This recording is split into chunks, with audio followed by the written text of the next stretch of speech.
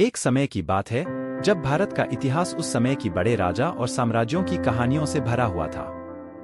इसी काल में एक ऐसा नाम है जो भारतीय इतिहास में स्वयं को महाराष्ट्र के छत्रपति के रूप में स्थापित करने के लिए प्रसिद्ध हुआ, शिवाजी भोसले।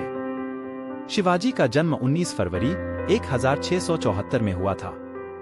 उनके पिता शाहाजी महाराज ने उन्हें मराठा साम्राज्य की उत्थान की दिशा में बढ़ने का संकल्प करने के लिए प्रेरित किया था।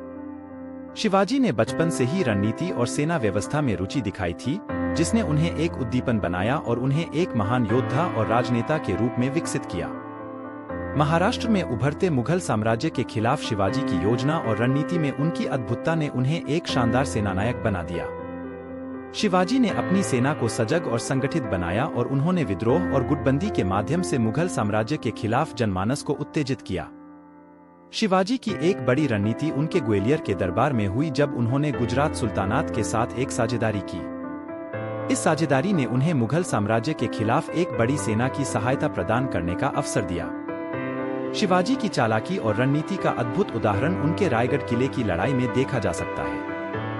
उन्होंने अपनी सेना को लड़ने के लिए उचित स्थान पर पहुंचाया और अपने दुश्मनों को बाधित करने के लिए उद्यान, खाद्य और अन्य संग्रहणों की योजना बनाई।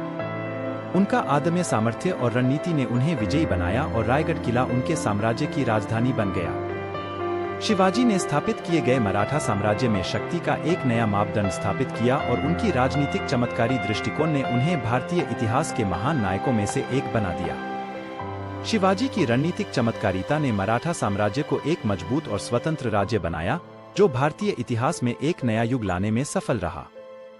उनकी शौर्य गाथाएं और रणनीतिक दक्षता आज भी हमें प्रेरित कर रही हैं और उनकी कहानी हमें यह सिखाती है कि सही समय पर सही निर्णय लेना और योजना बनाना किसी भी राजा के लिए महत्वपूर्ण है।